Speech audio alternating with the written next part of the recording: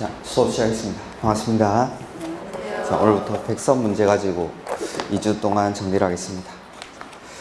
자료를 보시면은 문제가 있고 그 밑에 이게 어떤 내용에 관한 문제인지 그런 것들이 정리가 되죠. 그래서 1번 문제 보면은 요거는 이제 밑에 포인트에 광역도시계획에 관한 문제라는 거고, 그 다음에 광역도시계획에서 여러분들이 시험 전에 체크해야 될 것들. 그래서 이거 문제 푸시고 뭐 자기가 보는 책이 있을 겁니다. 뭐 요약서든지 기본서든지 거기에서 뭐 1번에 뭐 법적 성격 이런 것들은 광역도시계획은 추상적인 계획이고 구속률이 발생하지 않으니까 행정 쟁송의 대상이 되지 않는다, 이런 것들이죠. 그 다음에 두 번째, 광역계획권의 지정권자. 지정권자 누가 지정하죠?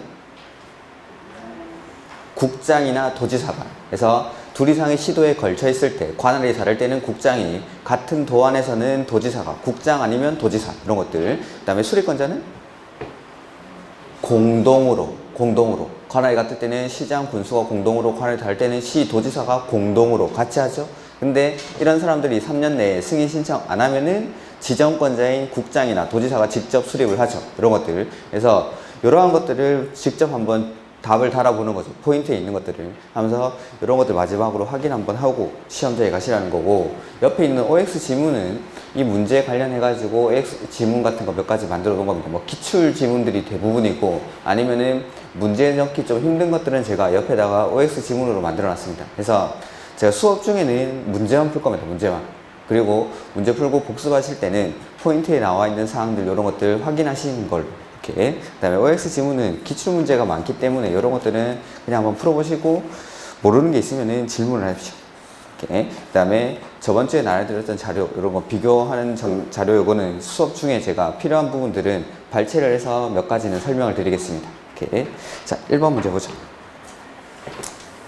뭐 가지고 왜 이렇게 떠들고 있습니까? 문제를 풀어야지.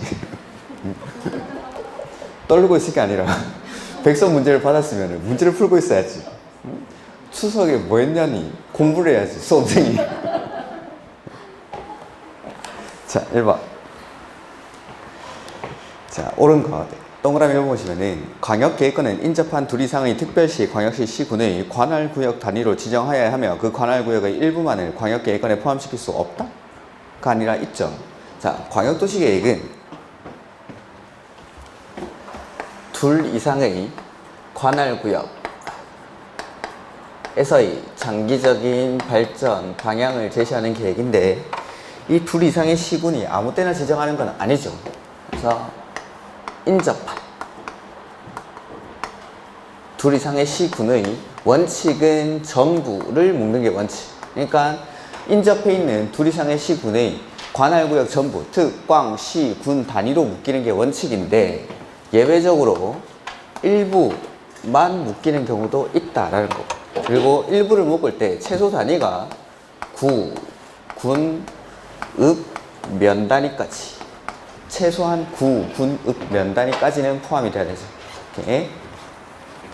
그래서 일부만을 포함시킬 수도 있다라는 거. 원칙은 특광시군 단위로 묶이는 게 원칙이지만 일부가 포함될 수도 있다. 2번. 국장, 시도지사, 시장, 군수가 기초조사를 실시한 경우에는 해당 정보를 체계적으로 관리하고 효율적으로 활용하기 위해서 기초조사 정보체계를 구축, 운영하여야 한다. 여기까지를 맞고, 기초조사 정보체계를 구축한 경우에는 등록된 정보의 현황을 몇 년마다? 5년마다 확인하고 변동사항을 반영해야 한다. 3번. 광역도시계획을 수립함에 있어 시, 도지사 간의 협의가 성립하지 않을 경우. 자, 원칙은 공동으로 수립하죠. 그래서 관할이 같을 때는 시장, 군수가 공동으로 하고, 관할이 다를 때는 시, 도지사가 공동으로 수립을 하는데, 이 공동으로 수립을 하면서 협의가 성립하지 않을 때에는 단독 또는 공동으로 조정 신청을 할 수가 있습니다. 조정 신청을. 근데 다시 협의하고 와라고 하는 거는 어떨 때만? 단독으로 조정 신청했을 때만. 그래서 뒤에 보면 단독 또는 공동으로 조정 신청을 할 수 있으며, 그리고 시, 도지사 간의 협의가 성립 안 되니까 국장에게 조정 신청을 하겠죠. 그 다음에 단독 또는 공동으로 조정 신청을 한 경우 국장은 다시 협의하도록 권고할 수 있고가 아니고, 단독으로 조정 신청했을 때만. 공동으로 했을 때는 다시 협의할 것을 권고할 수가 없죠. 재협의 권고를. 그래서 협의하도록 권고할 수 있고, 협의가 이루어지지 않으면 직접 조정할 수 있다. 그 다음에 조정할 때는 도시계획위원회의 심의를 거쳐서 조정을 하고, 그 조정 결과를 광역도시계획에 반영을 해야 됩니다. 이렇게. 그 다음에 4번. 광역계획권을 지정한 날부터 3년이 지날 때까지 광역도시계획에 대한 승인 신청이 없는 경우에는 광역계획권 지정의 효력은 상실된다. 아니죠. 3년 내에 승인 신청 안 하면 어떻게 하죠? 지정권자가 직접 수립하죠. 관할에 갔을 때는 도지사, 관할에 갈 때는 국장이 직접 수립을 하는 거지. 광역도시계획에서는 뭐 시효 이런 말이 나오면 안 되죠. 효력이 발생한 적이 없으니까 상실될 효력조차도 없습니다. 그 다음에 5번. 광역도시계획은 여건 변화에 탄력적으로 대응할 수 있도록 포괄적이고 계략적으로 수립하도록 하되 특정 부문 위주로 수립하는 경우에는 기본계획이나 관리계획에 명확한 지침을 제시할 수 있도록 구체적으로 수립해야 한다. 자, 이거 5번이 정답이죠. 보면 광역도시계획은 방향을 제시하는 계획이니까 원칙적으로는 추상적으로 수립합니다. 다만 기본계획이나 관리계획에 지침을 주기 위해서는 구체적으로 수립하기도 한다라는 거. 요거 제가 기본서에 한번 표시를 해드린 적이 있습니다. 이거는 기본서에 보면은 광역도시계획 수립 지침이랑 그 다음에 기본계획 수립 지침에 요 두 가지를 좀 비교를 해드렸습니다. 그래서 광역도시계획은 원칙적으로는 여건 변화에 탄력적으로 대응할 수 있도록 포괄적, 계략적으로 수립하는데 특정 부분 위주로 수립하는 경우에는 기본계획이나 관리계획에 지침을 줄 수 있도록 명확하게 구체적으로 수립한다. 근데 기본계획은 그냥 전단만 있습니다. 기본계획은. 도시군 기본계획을 수립할 때는 여건 변화에 탄력적으로 대응할 수 있도록 포괄적, 계략적으로 수립하도록 한다. 요걸로 끝. 어차피 기본계획은 관리계획에서 구체화를 시킬 거기 때문에. 이렇게. 그래서 5번 같은 것들은 혹시나 시험에 나오면은 방향을 제시하는 계획인데 왜 구체적으로 수립하지 하고 당황하실까봐 한번 보시라고 마지막에 문제에 넣어놓은 겁니다. 이렇게. 그 다음에 2번. 기본계획. 옳은 것. 기본계획의 기초사 내용에는 토지 적성평가랑 재취약성 분석이 포함되어야 되지 환경성 검토는 어디에서? 관리계획에 들어요. 관리계획에. 그 다음에 2번. 기본계획을 수립하고자 하는 때에는 미리 공청회를 열어 주민 및 관계 전문가 등의 의견을 들어야 하며 공청회에서 제시된 의견이 타당한 경우에는 이를 반영해야 한다. 2번이 정답이죠. 그리고 공청회는 주민뿐만 아니라 관계 전문가로부터도 의견을 듣습니다. 그 다음에 관할구역 전부에 대해서 광역도시계획이 수립되어 있는 시나 군으로서 당의 광역도시계획의 기본계획의 내용이 전부 또는 일부 포함되어 있는 시 또는 군은 기본계획을 수립하지 아니할 수 있다. 자, 기본계획은 원칙적으로 수립을 해야 됩니까? 할 수 있습니까?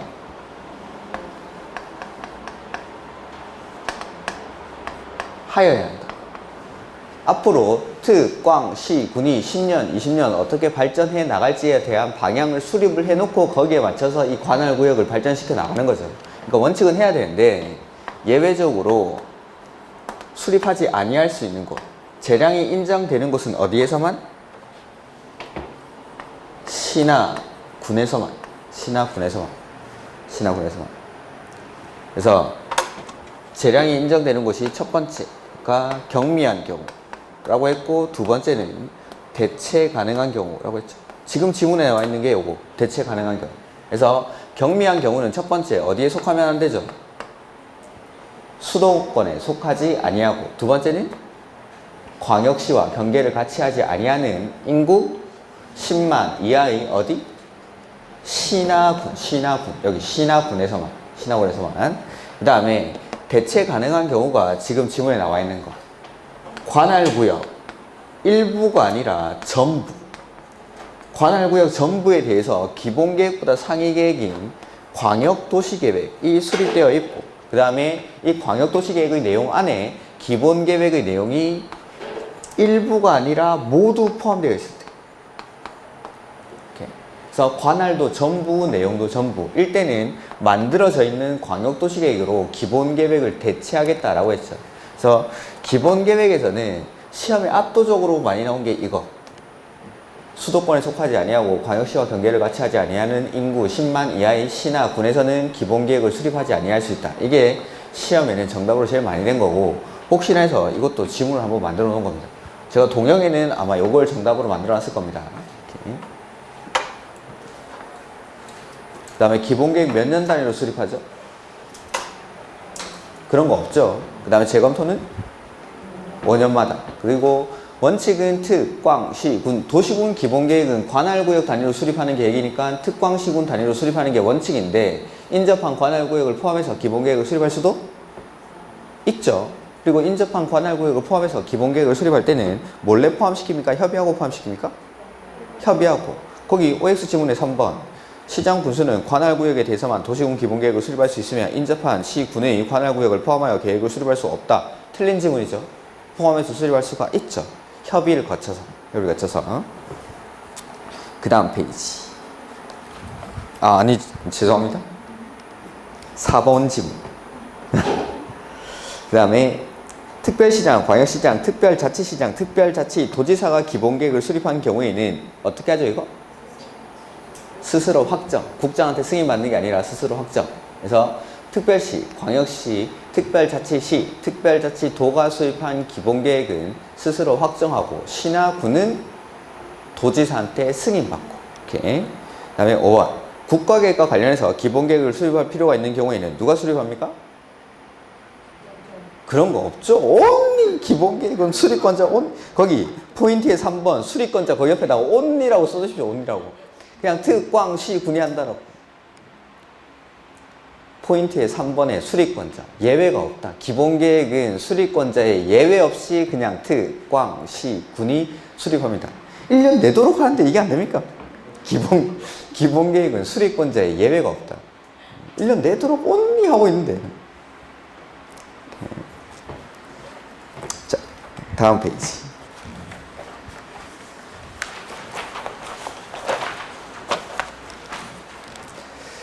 3번 관리계획에 관한 설명으로 옳은 것이죠.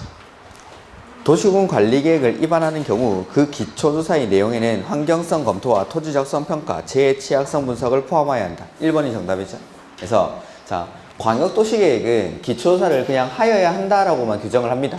그 다음에 기본계획에는 하여야 한다에 추가적으로 토지적성 평가, 재해취약성 분석을 포함하고, 근데 토지적성 평가나 재해취약성 분석 기본계획에서 얼마나 했으면 안 하죠? 5년 안에 실시했을 때에는 생략할 수 있다. 5년 안에 실시한 경우. 그 다음에 다른 범위에 따른 지역, 지구 등 지정이나 개발계획 수립으로 인해서 기본계획의 변경이 필요할 때, 이럴 때도 토지적성 평가나 재해취약성 분석을 생략할 수 있다라는 거. 그 다음에 세 번째, 관리계획은 토지적성 평가, 재해취약성 분석, 환경성 검토까지 생략하는 거. 그 다음에 나중에 집에 돌아가셔가지고 기초조사 생략 사유 이런 것들은 좀 복습을 하시고. 그 다음에 2번.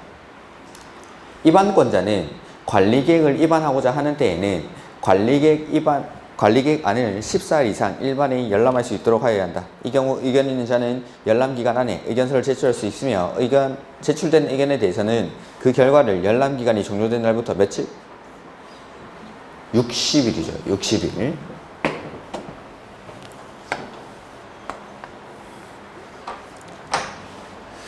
관리계획은 광역도시계획이나 기본계획과는 다르게 위반하고 결정, 고시하죠. 그래서 위반하기 전에 맨 처음에 기초조사하고 그 다음에 의견을 듣습니다. 또 의견 들을 때 2번 듣죠. 주민한테 한 번 듣고 의회한테 한 번 듣고.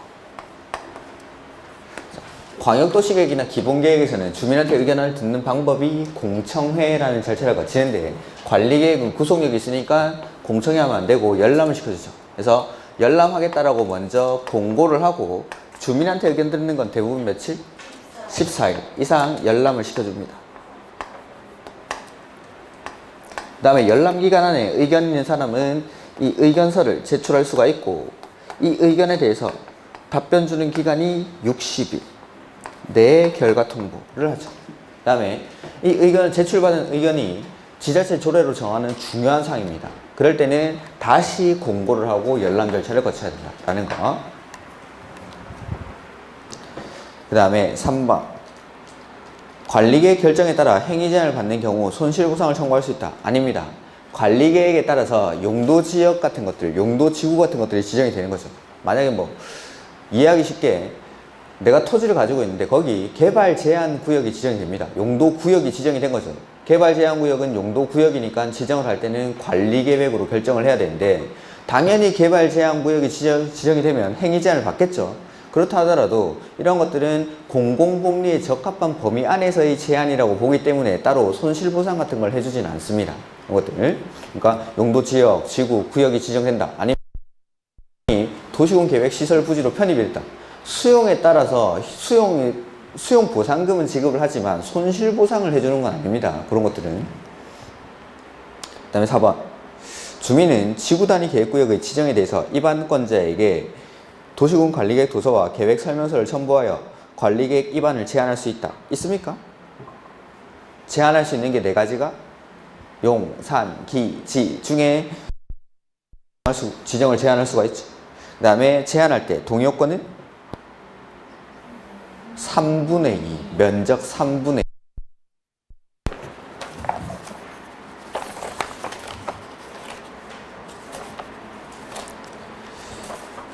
우리 나눠드린 자료 좀 보실까요?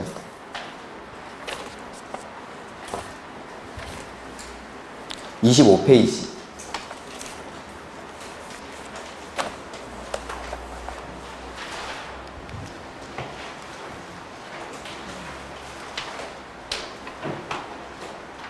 (25페이지에) 보면은 거기 17번 해서 제목이 제한이라고 돼 있죠. 제한. 자, 그 앞에는 바로 제한이라는 게 나옵니다.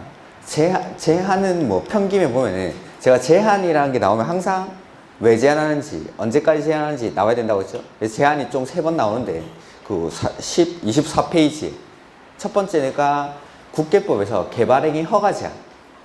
개발행위 허가 제한. 그래서 5가지 사유가 있죠. 녹지지역이라 계획관리지역에서 수목이 집단적으로 자라고 있거나 조수리 등이 집단적으로 서식하는 지역.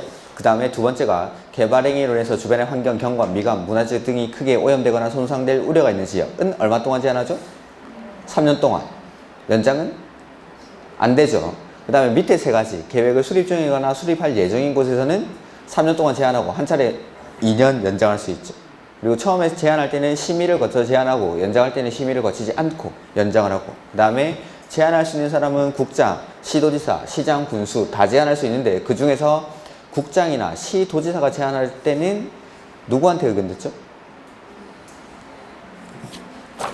시장, 군수한테 의견을 듣고, 그 가로 4번 절차의 동그라미 2번에 국장이나 시도지사는 시장, 군수한테 의견 듣고, 이 똑같은 게 나오는데 2번에 정비예정구역에서의 개발행위 허가 제한.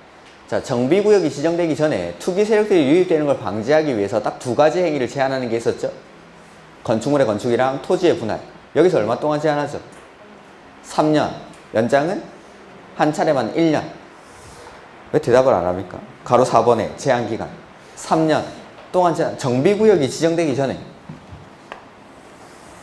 정비구역이 지정되고 나면 그 이후에는 건축물의 건축, 공작물의 설치, 토지의 형질 변경, 토속 채취, 토지의 분할, 물건을 쌓아놓는 행위, 그 다음에 중목의 벌채미 식재, 이거 허가받고 해야 되는데 요거 지정되기 이전에 정비 예정구역이라든지 정비 계획을 공람 중인 지역에서 투기 세력들이 유입되는 걸 방지하기 위해서 지분 쪼개기를 제한한다고 했죠. 이게 왜 제한하는지.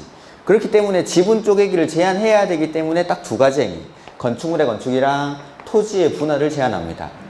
그러면 이제 2번째는 언제까지? 기간이죠. 기간은 가로 4번에 3년 플러스 1년. 국계법에서는 3년에 연장 안 되는 거 있고 3년에 연장 한 차례 2년 되는 거 있고, 여기는 3년에 한 차례 연장 1년. 그 다음에 똑같은 그 가로 3번에 제한 절차에 보시면은 여기도 국장이나 시도지사, 시장, 군수, 구청장이 제한할 수 있는데 동그라미 2번에 제한하려는 자가 국장이나 시도지사죠. 그때 누구한테 의견 듣습니까? 시장, 군수한테. 이렇게 모아서 보니까 외울 게 없는 거면 외울 게. 절차가 다 똑같죠. 그리고 제한할 때는 심의 거쳐서. 그 다음에 마지막 제한이 다음 페이지에 보시면은 건축허가 제한. 건축허가 제한은 누구는 제한할 수 없다라고 했죠. 허가권자. 그 옆에 써놨죠, 제가. 허가권자는 제한했지. 그래서 시장, 군수, 구청장이 제한을 하는 경우는 없습니다. 그래서 국장이 제한하거나 시도지사가 제한하거나 국장이 제한하는 거. 자, 첫 번째 또 왜 나와야겠죠. 언제, 어떨 때 제한하는지. 그래서 국장은 국토관리를 위해서 특히 필요하다고 인정하거나 주무부 장관의 요청이 있을 때, 그 다음에 시도지사는 지역계획이나 도시군 계획상 특히 필요하다고 인정할 때는 허가를 제한할 수 있고 허가받은 건축물의 착공을 제한할 수 있다. 이게 왜 제한하는지. 그럼 이제 또 언제까지가 나와야겠죠? 기간이. 여기서는 얼마 동안 제한합니까? 2년. 연장은 한 차례만 1년. 요렇게. 예? 그리고 제한할 때 역시 심의 거쳐서 제한합니다. 심의 거쳐서. 예? 그리고 여기서만 좀 특이한 게 시도지사가 시장, 군수, 구청장의 허가를 제한하는 경우에는 즉시 뭐 해야 됩니까? 국장에게 보고, 그리고 보고를 받은 국장이 제한 내용이 지나치다고 인정하는 경우에는 해제를 명할 수 있다. 이게 군법에 나오는 제한 싹 다. 항상 제한이라는 글자를 보면은 왜 제한하는지 사유가 나와야 되고, 그 다음에 언제까지 제한하는 기간이 나와야 됩니다. 이렇게. 그 다음에 뭐 제한하는 절차에서는 심의를 거쳐서 제한한다는 이런 것들. 그 다음에 제한. 자, 첫 번째 나오는 제한은 관리계획 위반 제한이죠. 지금 방금 보신 문제. 그래서 주민은 그 밑에 4가지 사항을 제한할 수 있죠. 그래서 첫 번째, 기반시설 설치, 정비, 개량에 대해서 제한할 때는 동의요건이 면적 5분의 4, 나머지 3가지는 면적 3분의 2 이상의 동의를 받아서 제한을 하죠. 면적을. 그 다음에 그 밑에 산업유통개발진흥지구 지정 제한 시 동의요건. 요거는 문제로도 있었죠. 사회 때. 산업유통개발진흥지구 지정을 제한할 때는 면적은 1만 제곱미터 이상 3만 제곱미터 미만. 그 다음에 제한하려는 지역은 계획관리, 생산관리, 자연녹지 지역으로서 계획관리 지역이 차지하는 비중은 50% 이상일 것. 이렇게 이런 것들이 뭐 요건. 그 다음에 관리계획에서 위반 제한을 받은 사람들은 답변 주는 기간이 45일. 제한서 처리 절차. 그 다음에 제한할 때는 관리계획 도서와 계획 설명서를 첨부해야 되고, 위반 제한 받은 사항을 위반에 반영할지 말지 여부를 결정할 때는 도시계획위원회의 심의가 아니라 자문을 거치죠. 자문. 그 다음에 비용은 전부 또는 일부를 부담시킬 수 있다. 다음 페이지 볼까요?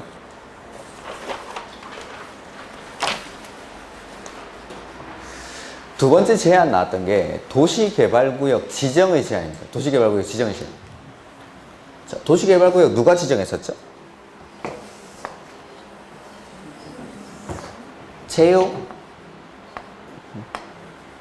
제안하고 요청하고.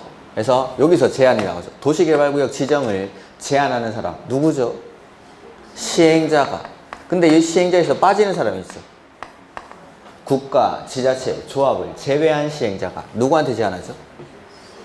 시장, 군수, 구청장에게 제안을 합니다. 그리고 이 시행자 중에서 제안하는 사람이 민간일 때에는 제안할 때 동의받아야 되죠. 동의요건이 면적 3분의 2. 그러면은 위에 거랑 비교해보면 관리계획 위반 제한이든 도시개발구역 지정 제한이든 제한할 때는 동의요건이 다 면적 3분의 2. 기반시설 빼고. 기반시설 빼고 나머지 제한들은 싹 다 면적 3분의 2 이상의 동의를 받아서 제한을 하죠. 기반시설만 면적 5분의 4. 나머지는 면적 3분의 2. 이렇게. 그 다음에 이렇게. 제안서를 시장, 군수, 구청장한테 제출하는데 만약에 제한하려는 지역이 2 이상의 시, 군, 구, 행정구역에 걸쳐 있을 때는 제안서를 어디다 갖다 주죠? 면적이 큰 데다가. 그 다음에 제안을 받은 시장, 군수, 구청에게 답변 주는 기간은 1개월. 관리계획 위반 제한에서는 이게 45일. 도시개발구역 지정제한에서는 1개월. 그 다음에 시장, 군수, 구청장은 시도지사에게 지정을 요청하는데, 이 요청을 할 때는 도시계획위원회에 뭘 거치죠, 이때? 자문을 거치죠. 똑같지 않습니까? 관리계획 위반 제한이나 도시개발구역 지정 제한이요. 이렇게. 그 다음에 마지막으로 세 번째, 여기 또 비용은 전부 또는 일부를 부담시킬 수 있다. 이런 것들. 같이 모아서 보면은 외우는 게 하나도 없습니다, 이게. 그 다음에 세 번째, 정비계획 위반의 제한이라는 게 나옵니다. 요거는 출제 가능성은 가장 떨어지는 겁니다, 이게. 근데 혹시나 해서 날짜를 바꿀까봐. 자, 첫 번째 사유만 보면 됩니다, 제가. 지금 26페이지 보고 있는 거 맞죠? 우리 저번 주에 나눠드렸던 자료 보고 있는 겁니다. 정비계획 위반 제한은 토지동 소유자는 다음의 어느 하나에 해당하는 경우 정비계획의 위반권자에게 정비계획 위반을 제한할 수 있다 해서 1번 사유만 보라고 했습니다. 저는 단계별 정비사업 추진계획상 정비예정구역별 정비계획의 위반 시기가 지났음에도 불구하고 정비계획이 위반되지 아니하거나 정비예정구역별로 정비계획의 수립 시기를 정하고 있지 않을 때에는 주민이 사업 언제 하는데 하면서 위반을 제한할 수가 있습니다. 이때 제한을 받은 위반권자가 답변 주는 기간이 가로 2번에 동그라미 2번 60일입니다. 이건 60일. 그래서 관리계획 위반 제한에서는 45일, 도시개발구역 지정 제한에서는 1개월, 그 다음에 정비계획 위반 제한에서는 60일인데 이 60일을 얘네들로 많이 바꿔냈어요. 여기 60일로 많이 바꿔냈습니다. 얘네들 45일 1개월을. 요게 세 가지 제한. 그래서 제한할 때 동의요건은 싹 다 면적 3분의 2, 기반시설만 빼고.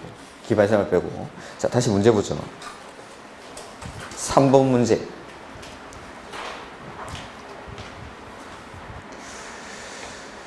5번 질문 보면은 지구단위 계획구역의 지정에 대해서 시장 군수가 위반한 도시군 관리계획은 도지사가 결정하는 게 아니라 시장 군수가 직접 결정할 수 있는 경우죠. 그래서 시장 군수가 직접 결정하는 게 지구단위 계획구역의 지정이나 변경, 지구단위 계획의 수립이나 변경에 관한 사항, 그 다음에 지구단위 계획으로 대체하는 용도지구의 폐지, 이 두 가지는 시장 군수가 직접 결정할 수가 있죠. 이렇게. 그 다음에 4번. 관리계획으로 결정하여야 하는 사항만을 모두 고른 것. 그러니까 관리계획의 내용 물어보는 거죠. 수도 없애죠, 이것도. 관리계획의 내용. 첫 번째는 용도 지역, 지구. 두 번째, 용도 구역을 지정하거나 변경하는 것. 세 번째는 기반시설의 설치, 정비, 개량. 네 번째는 개발사업이나 정비사업에 관한 계획. 다섯 번째, 지구단위 계획구역의 지정이나 변경, 지구단위 계획. 여섯 번째는 입지규제 최소 구역의 지정이나 변경, 입지규제 최소 구역 계획. 고르면 정답이 5번이죠, 5번. 기반시설 부담, 왜, 이렇게. 기반시설 부담구역은, 이거 뭐죠? 개발행위 허가에서 배우는 거죠. 개발행위 허가에서. 그러니까 관리계획으로 결정하는 게 아니죠. 개발행위 허가사. 개발행위 허가로 인해서 기반시설이 부족해지고 그 부족해진 기반시설을 설치를 해야 되는데 설치가 곤란한 데가 있고 가능한 데가 있죠. 곤란한 데 지정하는 건 개발, 밀도 관리구역. 가능한 데 지정하는 건 기반시설 부담구역. 얘네는 용도구역이 아니라고 했죠.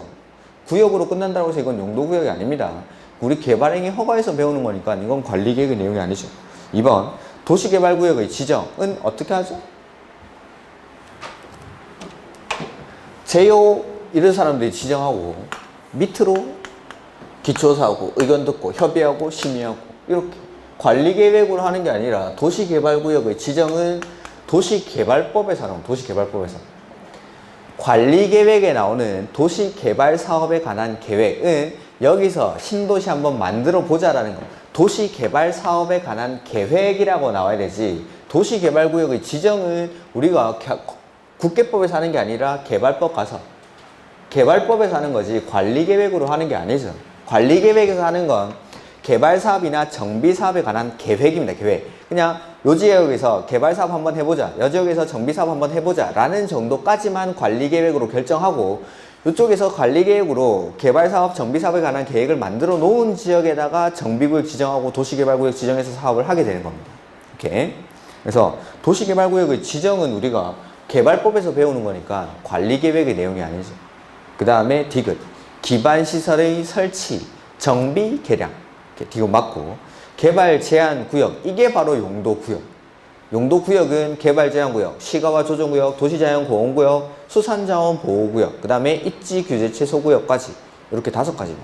기반시설 부담구역, 개발밀도관리구역은 용도구역이 아닙니다. 그 다음에 5번. 관리계획 결정에 관한 설명으로 틀린 것.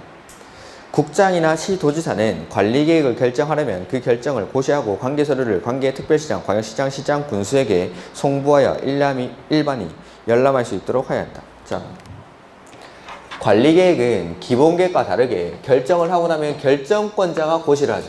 결정권자가. 그래서 읽어보면은 국장이나 시도지사가 결정을 고시를 하고, 그러니까 결정권자가 결정하고 나면 고시를 하고 그 다음에 위반권자인 특광시군에게 송부를 해준다라는 거예요. 이렇게. 그리고 이걸 받은 특광시군은 공고하고 열람하는 게 아니라 고시를 했으니까 여기서는 열람만 시켜주면 된다라는 거죠. 며칠 동안? 기간 제한 없이 그냥 계속 보여줍니다. 14일도 아니고 30일이면 내 또 모르겠는데. 광역도시계획이나 기본계획에서는 수립하고 승인하죠.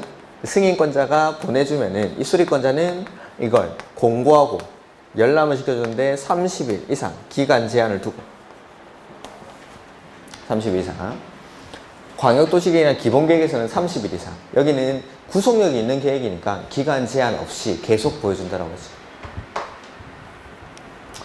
그 다음에 2번. 관리계획 결정의 효력은 언제? 지형도면을 고시한 날에. 지형도면을 고시한 날에. 그 다음에 3번. 관리계획 결정 당시 이미 사업이나 공사에 착수한 자는 그 관리계획 결정과 관계없이 그 사업이나 공사를 계속할 수 있다. 맞죠? 오케이. 여기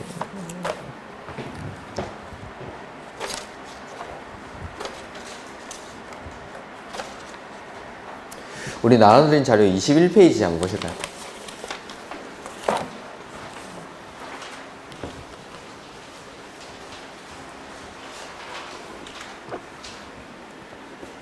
여기 11번에 기득권보호라는 게 나오죠. 농업진흥지역 이거는 그냥 보지 마십시오.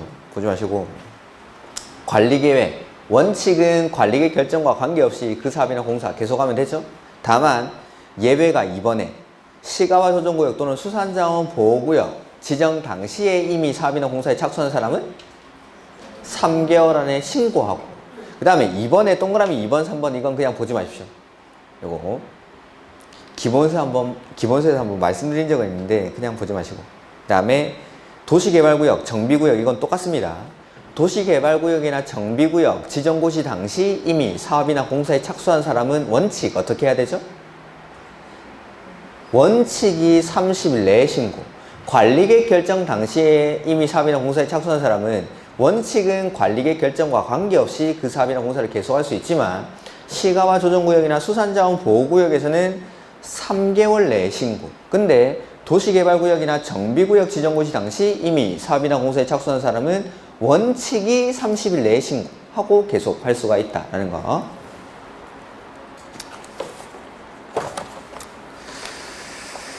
그 다음에 문제 5번에 보면은 그래서 4번에 시가와 조정구역이나 수산자원 보호구역 지정고시 당시 이미 사업이나 공사에 착수한 사람은 어떻게?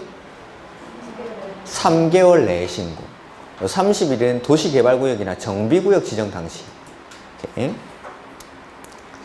그 다음에 5번 특별시장, 광역시장, 시장, 군수는 관리계획 결정이 고시되면 지적이 표시된 지형도에 관리계획에 관한 사항을 자세히 밝힌 도면을 작성해야 해요. 지형도면을 작성하는 거 누가 한다고 했죠? 입안권자가. 그러니까 원칙적인 입안권자인 특, 광, 시, 군이 지형도면을 작성하면 되겠죠. 원칙적인 입안권자인 특, 광, 시, 군이. 그 말입니다. 그래서 특별시장, 광역시장, 시장, 군수가 지형도면을 작성한다라는 거. 근데 예외적으로 국장이나 도지사도 지형도면을 직접 작성할 수가 있죠. 자기가 직접 입안했을 때는 직접 지형도면을 작성할 수도 있다라는 거. 그 다음에 3페이지의 6번. 용도지역 지정 제시의 특례에 관한 사항이죠. 자, 용도지역 지정 원칙 어떻게 하죠? 관리계획으로 입안, 결정, 고시라는 절차를 거쳐서 저번 주에 문제 풀었죠. 근데 입안에서 결정까지를 생략하는 특례가 있고, 그 다음에 입안, 결정, 고시를 싹 다 생략하는 특례. 이렇게 두 가지 특례가 있죠. 첫 번째, 입안에서 결정까지를 생략하는 특례가 공유수면, 매립지에서의 특례. 그래서 공유수면을 매립하는 목적이 이웃하고 있는 용도지역의 내용과 어떨 때? 같으면 매립 준공 인가일부터 입안에서 결정까지를 생략하고 여기를 뭘로 봐주죠? 이웃하고 있는 용도지역으로 지정된 것으로 본다. 다만 고시는 생략이 안 되니까 따로 특, 광, 시, 군이 고시를 하죠. 근데 매립 목적이랑 이웃하고 있는 용도지역의 내용이 다르거나 둘 이상의 용도지역에 걸쳐 있거나 이웃하고 있을 때는 특례에 해당하지 않으니까 어떻게? 다시 원칙으로, 관리계획으로 요게 공유수면 매립지에서의 특례 해서 1번 공유수면의 매립 목적이 그 매립구역과 이웃하고 있는 용도지역의 내용과 같으면 특례에 해당하죠. 관리계획 입안 및 결정, 고시 빠져요. 고시. 입안에서 결정까지만 생략하고 고시는 생략하면 안 되죠. 매립 준공구역은 매립 준공 인가일부터 이웃하고 있는 용도지역으로 지정된 것으로 본다. 뭐 도시지역을 보고 이런 거 아닙니다. 이웃하고 있는 용도지역으로 지정된 것으로 본다. 그 다음에 2번 공유수면의 매립 목적이 그 매립구역과 이웃하고 있는 용도지역의 내용과 다른 경우 및 매립구역이 둘 이상의 용도지역에 걸쳐 있거나 이웃하고 있는 경우 N은 특례에 해당하지 않으니까 어떻게? 관리계획으로. 그 다음에 입안, 결정, 고시를 싹 다 생략하는 경우가 첫 번째 도시지역으로 보는 특례가 있죠. 항만, 어항구역이 어디에 연접한?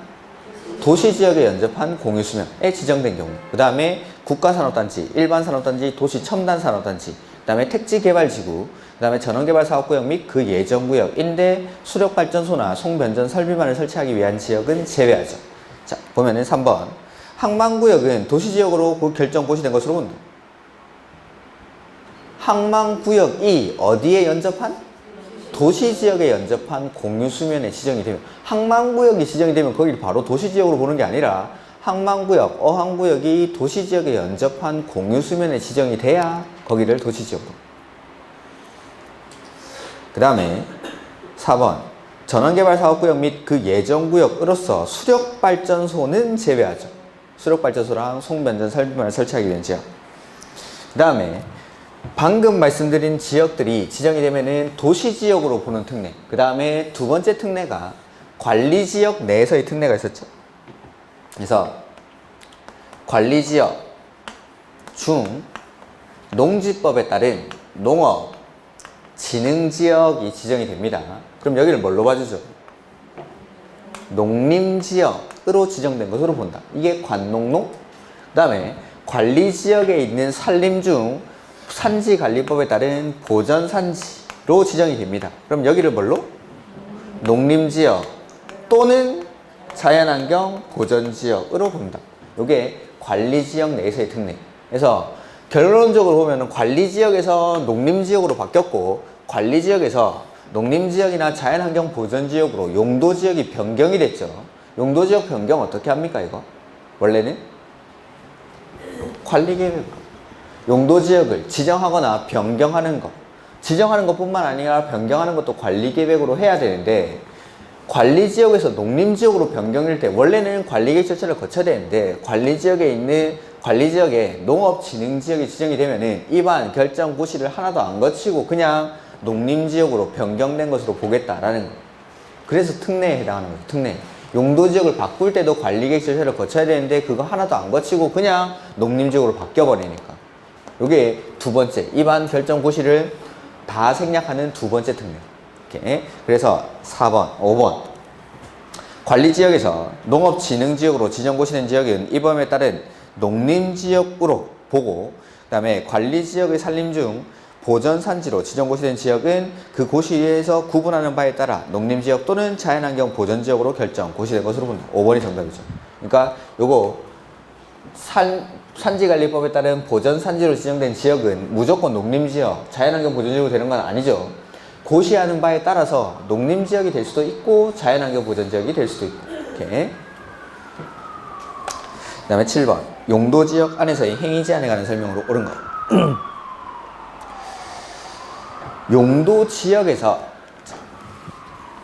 용도지역이 지정이 되면은 행위 제한 이 세 가지가 나오죠. 첫 번째가 건축 제한, 두 번째는 건폐율,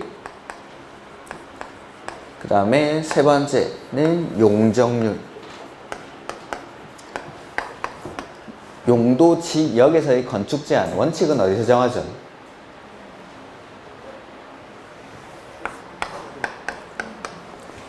각각의 용도지역마다 지을 수 있는 건물, 없는 건물들을 규정을 한다고 했죠? 이렇게 생긴 표에서. 그래서 제1종 저운용 주거지역에서 지을 수 있는 건물, 그 다음에 조례로 지을 수 있는 건물, 이런 것들이 대통령령에 규정이 돼요. 대통령령에. 그래서 1번이 정답. 용도지역에서의 건축물이나 그 밖의 시설의 용도, 종류 및 규모 등의 제한, 이게 건축 제한이죠. 건축물의 용도나 건축물이나 그 밖의 시설의 용도, 종류 및 규모 등의 제한은 원칙 대통령령에서. 그럼 용도지구에서의 건축 제한은 원칙 어디서 하죠? 조례로. 용도지구는 조례로, 용도지역에서의 건축 제한은 대통령령에서. 이렇게. 그 다음에 2번. 원칙은 대통령령에서 해야 되는데 대통령령으로 안 하는 것들이 있죠. 첫 번째, 농공단지는 어디에서? 산업 입지 및 개발에 관한 법률이지 산업 지적 활성화 및 공장 설립에 관한 법률이 아닙니다. 산업 입지 및 개발에 관한 법률. 여기 가면 산업단지가 4가지가 나옵니다. 국가산업단지, 일반산업단지, 도시첨단산업단지, 농공단지. 이렇게 산업 입지 및 개발에 관한 법률. 그 다음에 녹지지역 중 초지인 경우에는 초지법에서 정하는 바에 따른다. 어디가 틀렸죠 이거? 농림지역 중이죠. 농림지역 중. 그래서 자 행위제한 특례에 보면은 원칙은 대통령령으로 하는데 대통령령으로 안 하는 거 첫 번째가 농공단지는 산업 입지 및 개발에 관한 법률. 그 다음에 제가 설명드릴 때 농림지역에 연결되는 거, 그 다음에 자연환경 보전지역에 연결되는 거, 이거 구분하시라고 했죠. 그래서 농림지역에는 3군데.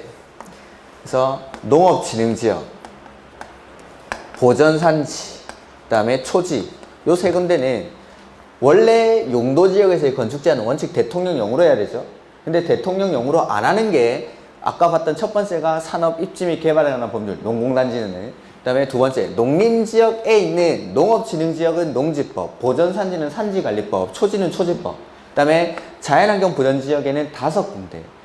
공원구역, 그 다음에 상수원보호구역, 지정문화재나 천연기념물과 그 보호구역, 그 다음에 해양보호구역, 그 다음에 수산자원보호구역. 공원구역은 자연공원법, 상수원보호구역은 수도법, 그 다음에 지정문화재나 천연기념물과 그 보호구역은 문화재보호법, 그 다음에 해양보호구역은 해양생태계 보전 및 관리에 관한 법률, 그 다음에 수산자원보호구역은 수산자원관리법. 무슨 법에서 하는지는 별로 중요한 게 아니라고 했습니다. 요거는 몇 번 읽어보면 되니까. 그래서 여기 농림지역에 연결되는 게 이렇게 3군데. 그래서 지금 지문에 보면은 3번에 녹지지역 중 초지인 경우에는 초지법이 아니라 농림지역 중 초지인 경우에는 초지법에서 이렇게. 그 다음에 자연환경 보전지역 중 요 5군데. 그 밑에 아마 나와 있을 텐데 보면은 농림지역 중 지정문화재, 요거 지정문화재나 천연기념물과 그 보호구역은 어디? 자연환경 보전지역 중, 농림지역이 아니라. 그 다음에 5번에 자연환경 보전지역 중 수산자원보호구역. 수산자원보호구역, 자연환경 보전지역 맞죠? 근데 수산자원보호구역은 수산자원관리법에서 합니다. 그 뒤에 해양생태계 보전 및 관리에 관한 법률은 요거 해양보호구역. 해양보호구역.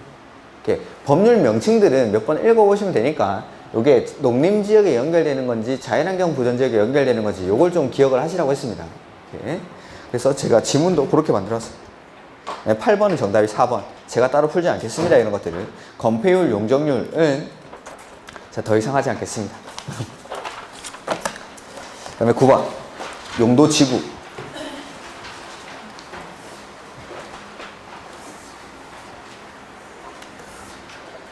시, 도지사 또는 대도시 시장은 지역 여건상 필요한 때에는 해당 시, 도 또는 대도시 도시군 계획 조례로 정하는 바에 따라 고도지구를 세분할 수 있는 건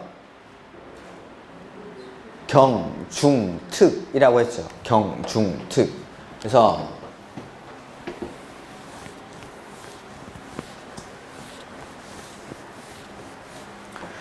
용도지구는 법이랑 대통령령에서 정하는 것 외에 새로운 용도지구를 신설하는 게 가능하고 추가적으로 더 세분하는 것도 가능하죠. 뭘로?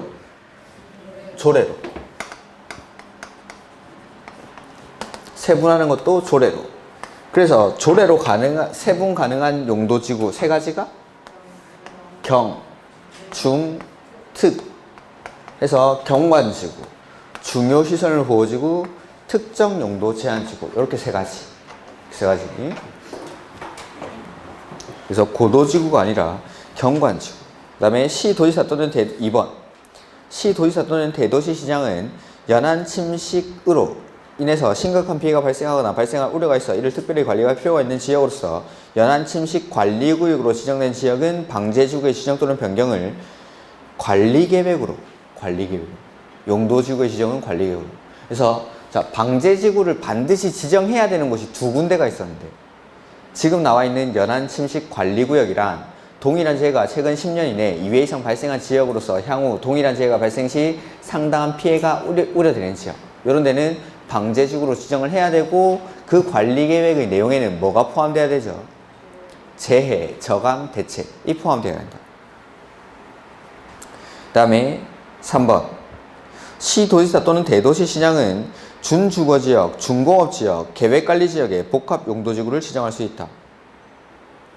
복합용도지구 지정할 수 있는 곳 세 군데가 어디였죠? 일반 주거, 일반 공업, 계획관리지, 준주거, 준공업이 아니죠. 일반 주거, 일반 공업, 계획관리지역, 일반 주거, 일반 공업, 계획관리지역에서 뭘 완화를 해주죠? 건축 제한만, 건폐율, 용적률은 가만 놔두고 건축 제한만 완화하는 것이 적합할 때 지정하는 게 복합용도지구. 복합용도지구. 그래서 일반 주거지역에 지정을 하면은 일반 주거지역에 지을 수 있는 건물 지을 수 있고 추가적으로 준주거지역에 지을 수 있는 건물 지을 수 있다. 그 다음에 일반 공업지역에 지정이 되면은 일반 공업지역에 지을 수 있는 건물 지을 수 있고 추가적으로 준공업지역에서 지을 수 있는 건물을 지을 수 있다. 뭐 이런 것들이었죠. 오케이. 그 다음에 4번 고도지구에서는 행위 제한을 뭘로 하죠?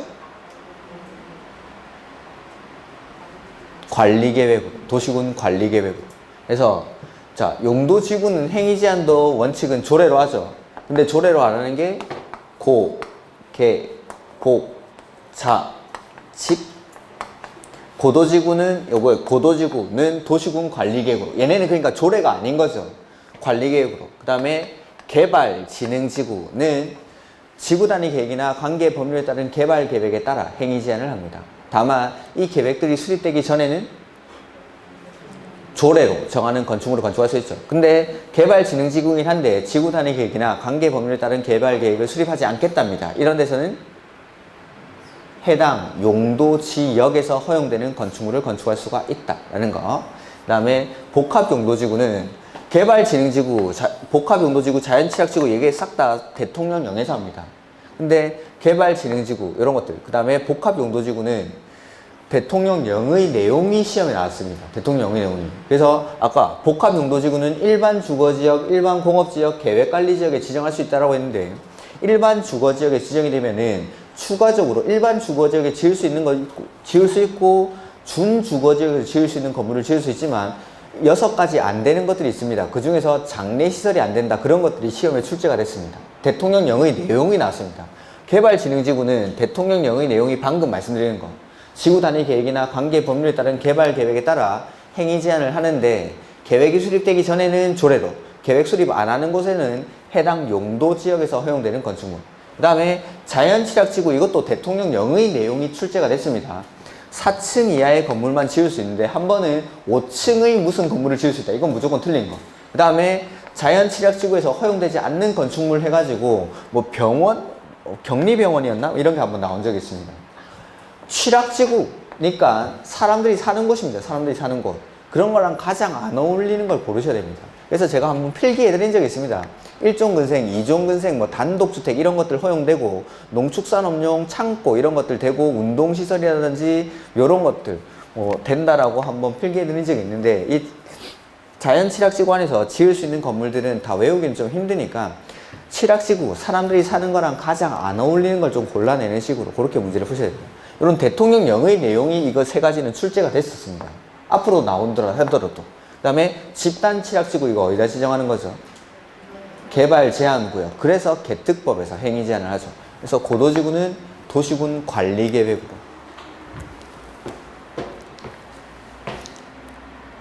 그 다음에 5번 나왔죠. 지구단위 계획 또는 관계 법률에 따른 개발 계획을 수립하지 아니하는이라고 했죠. 수립을 안 할 때는 해당 용도 지역에서 허용되는 건축물을 건축할 수가 있다라는 거. 그래서 원래는 지구단위 계획이나 관계 법률에 따른 개발 계획에 따라서 행위 제한을 해야 되는데 계획이 아직 만들어지기 전에는 조례로 정하는 건축물. 근데 개발진흥지구이긴 하지만 계획을 수립하지 않겠다. 이런 곳에서는 해당 용도 지역에서 허용되는 건축물. 이렇게. 아침에 활기찬 기운은 금세 사라지셨네요. 자, 그 다음에 10번에 시가와 조정구역에서의 행위제한.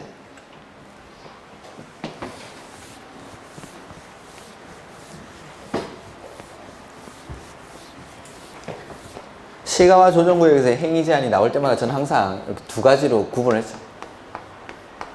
시가와 조정구역에서의 행위제한. 이 나오면 일단 도시, 군 계획사업이랑 비도시군 계획사업 구분해서 원칙 됩니까 안 됩니까?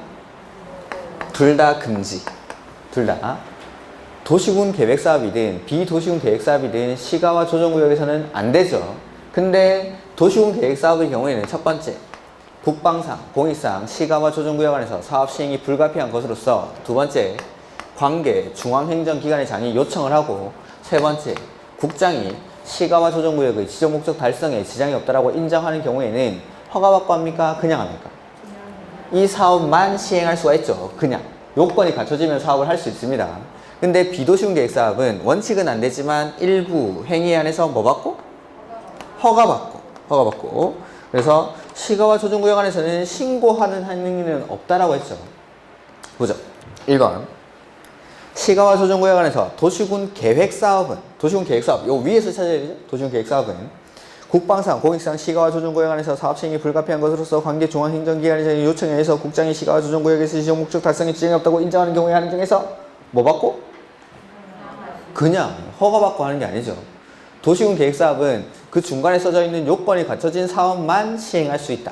이렇게 요거에 한해서만 시행할 수가 있다. 하는 거. 허가받고 하는 게 아니죠. 2번. 시가와 조정구역 안에서 농업, 임업 또는 어업에 영위하는 자가 축사 등을 건축하는 경우에는 신고? 뭔지 모르겠지만 신고하는 행위는 없습니다. 신고하는 행위는. 이것도 허가받고 해야 되는 겁니다. 그 다음에 3번. 시가와 조정구역에서 100제곱미터 이하에 해당하는 면적의 주택의 신축은 허가를 받아 할 수 있다. 그렇죠. 이걸 기억하시네. 감사합니다.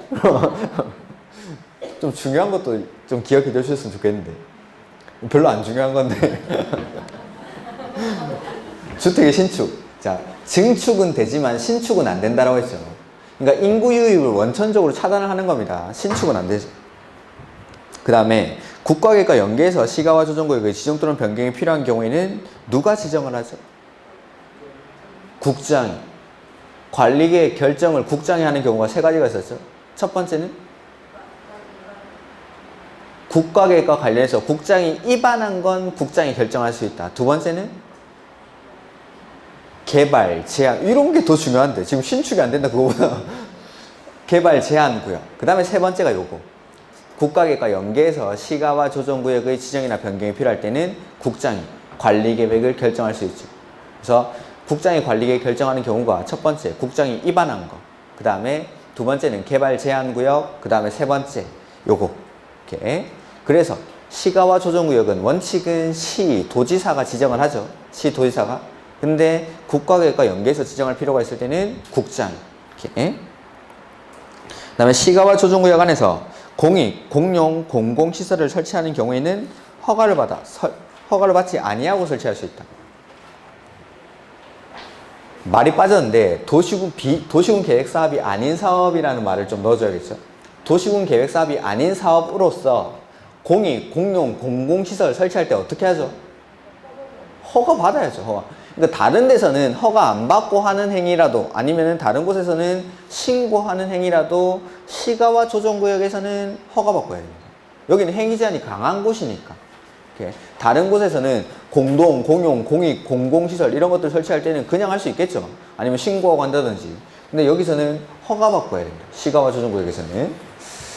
그 다음에 11번 입지규제 최소구역 보면은 옳은 거.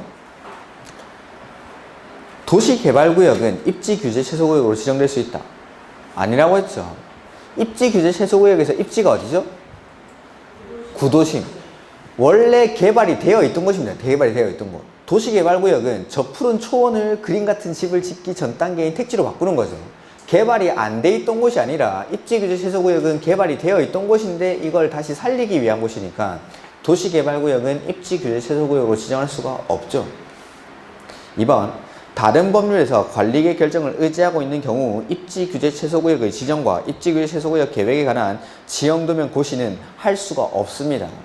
제가 입지규제 최소구역은 다른 법률에서 관리계획 결정을 의지하고 있는 경우에도 입지규제 최소구역의 지정이나 변경, 입지규제 최소구역 계획의 수립이나 변경은 의제가 안 됩니다. 이건. 그러니까 우리 개발법에서 실시계획을 작성을 해서 인가받고 고시하죠.